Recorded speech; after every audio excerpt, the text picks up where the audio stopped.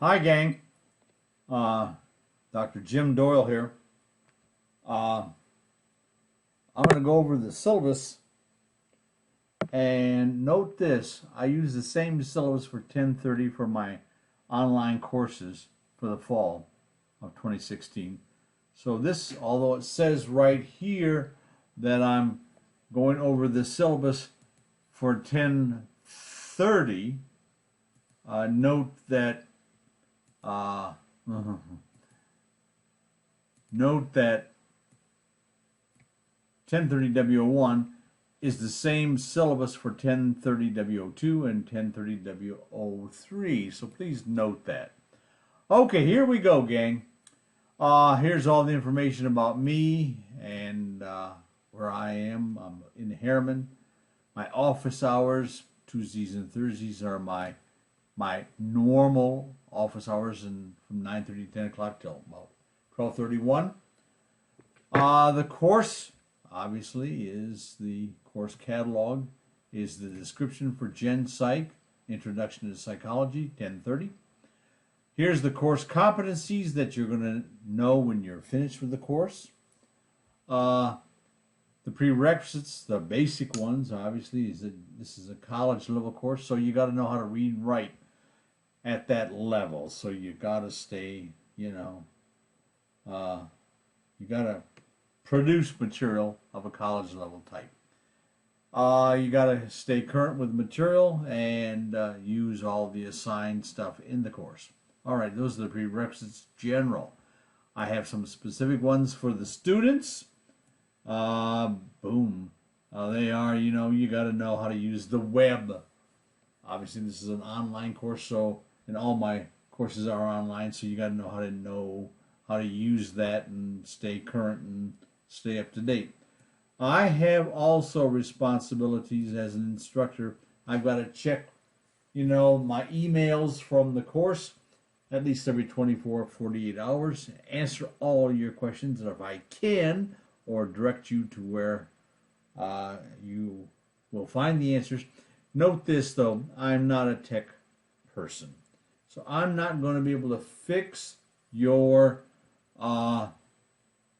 problems, your PC problems. I only, involved with psychology, not with PC hood. So if you got a real problem, contact the help desk. All right, the course components, we have a textbook that's noted right here. Spencer Rathis. It's the 4th edition. If you've got a 3rd edition, I'm not going to say don't use it. The only thing, keep in mind that a 3rd edition is good. There's been some very, very slight changes made. I don't think it should affect you, but on the same token, you are responsible for the material, regardless of what text you use. Also, here's an important caveat. A lot of students will order a book outside of the bookstore, the college bookstore, and that's fine. I mean, I'm not telling you not to do it. The only thing is, note this, vendors sometimes don't always send the materials that are ordered in a timely fashion. Note this, I require that we have access to our textbooks very, very soon, within the first 48 hours to get going. I don't waste time, because time is too precious for us. So you are responsible. So if you want to go ahead and use a vendor outside of the school, that's fine.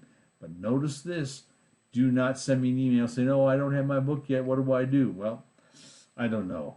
You're going to be out of luck if you don't have that book in a timely fashion. Notice this, all exams are given online. That's why you got to have a book, because all exams are open book. There are 7 required objective, true and false, multiple choice, fill in the blank material for the 14 chapters in the course. There's 1 comprehensive at the end of the semester. So there's a total of 8 exams, and each of the 8 will be worth 100 points for a total in the course of 800 points. You are required, if you want to do well, to take these exams. Now, please note this. Every exam, you might not be happy with taking it the first time, so you have the option. Option is not mandatory, but it's an option to take an exam twice. The higher of the two scores are what will count. So if you do take it twice, please note that it's the higher of the two. So if your first one's higher, that's going to count. If your second one's higher, that's going to count. All exams are timed, and here's a crucial element. You and only you are responsible for watching your time. I'm not. The system is programmed that if you go over the time limit that is set and noted in the exams, it will score you a 0 and give you a 0 for that exam. So again, don't tell me, oh, it froze me out. Well, I know why, because you went over the time limit. All right, I do not give correct answers because I'm trying to protect the integrity of the item pool, the exam item pool. And if I gave out correct exam answers, then you would know what they are and you could share them with your friends, and that we don't want to do. Okay, there is a comprehensive exam. Obviously, boom, it's going to cover all 14 chapters. It's at the end of the semester, and it's going to be worth 100 points. Note this, it does have a different closing time. Probably the best thing for you to do is to check the event schedule because it lists all 7 of the regular exams and the comprehensive and the access dates and their times. Note that the comprehensive exam, the last one of the course, closes at noon, that one time only. This is so important. If your course conflicts with your work schedule, your family schedule, or whatever, don't take the course. I want you to do well. You want to do well. So please be realistic about your time. If you are working 80 hours a week, you're probably not going to do well in this course. That's all there is to it. And there's not a whole lot I can do about that, about your work schedule.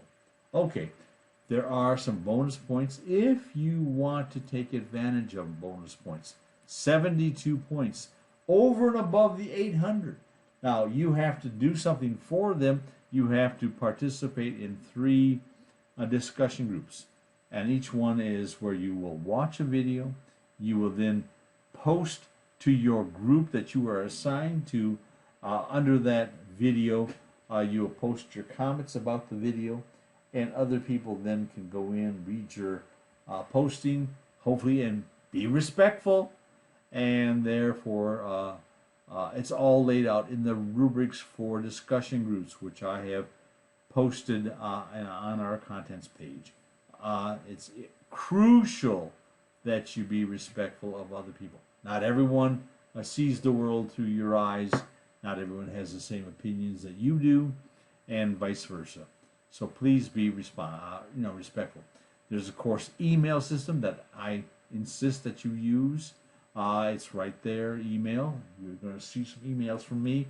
There's a course calendar, and please keep check of that calendar because, boy, that is so important. It's on our homepage. All right, here is the grading system, our points. 800 points is the highest. That's without the bonus now. Bonus are over and above the earned points. So, but there is the point spread and all the letter grades. So A to F. And if you get less than 519 points or 519 or less, you're going to end up with an F, and God forbid that. We don't want that. Okay, there's some resources. There's Acrobat Reader. If you are so inclined, it's free. There we have a disability service. If you have a verifiable disability, please contact our disability and counseling office, and they'll contact me. We have a library, and it has tremendous services. So please make use of that. Now, here are some course policies that only in my course, courses, I highlight. And this is important to me, all or none. I do everything in this course for everybody and not just one person. So if someone emails me and says, "Oh, I'm having a heck of a time, and oh my work is killing me, and I'm working 100 hours a week, and I don't have time for my course. So can I write an extra paper?" No, no, you as an individual cannot do anything extra. I don't give extra credit to individuals. I give extra credit, bonus points, to everybody or no one. So I believe that is fair, and that's what I hold to. All or none is the principle that I base all my work on. Here's a really important thing. So often students will, try to, send me an email, say, "Oh, the system froze and I don't know what happened." And I can check. I can go in your exams and look and say, "Oh, you went over time." And the system is geared that if you go over, it's going to give you a 0. And there's nothing you can do about it. And there's nothing I'm going to do about it. I'm not going to reset it and say, "Oh, well, for you because you're so nice and I love your hair," or whatever. Here is a resetting. I'll reopen the course. You know what's required. You know what the clock says, and you gotta hold to it. Also, you are responsible for your computer.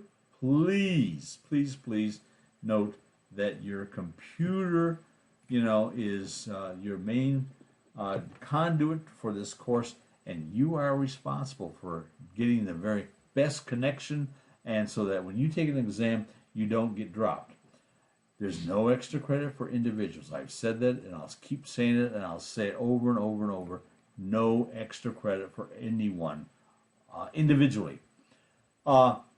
Ethics and integrity, I believe in them. Everything that I do has a consequence. Every behavior that I engage in has a consequence, and so believe me, so the same goes for you. Everything you do. So if you mess up, you mess up, not me. I'm not here to hold your hand. I'm here to be the instructor for this course, and you're here to do really well in this course, to ace this booger, unless some unforeseen happen and that you get a B. Okay, but don't come to me and say, "Oh, the course was so hard, and what can you do for me?" I can't do anything for you individually. If I make any changes to the syllabus, any changes, I will send a notice out to everybody. So please be aware of that. That's the course. That's the syllabus for all my 1030 courses. Hopefully they make sense. If not, contact me.